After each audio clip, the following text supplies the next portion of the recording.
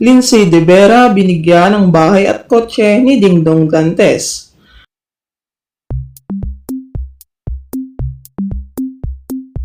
Nito lang nakaraang araw nga, napapabalita ang naungkat na relasyon ni Dingdong Dantes at Lindsay De Vera. Ilang taon na din ang nakakalipas mula nang nanariwa ang naging relasyon noon ni Dingdong at Lindsay dahil na din kay Christopher Min.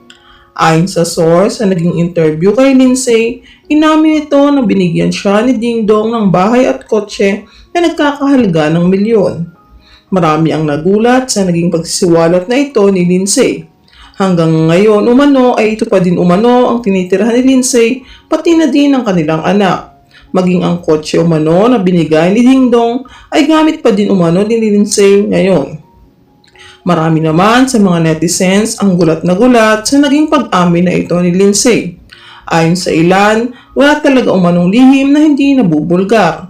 Samantala, nang tanongin naman si Lindsay De Vera sa co-parenting nila ni Dingdong Dantes sa kanilang anak, maluha-luha nitong inamin na simula umano nang malaman ni Marian na may anak sila ni Dingdong, pinagbawalan na umano nito na makipagkita si Dingdong sa kanilang anak.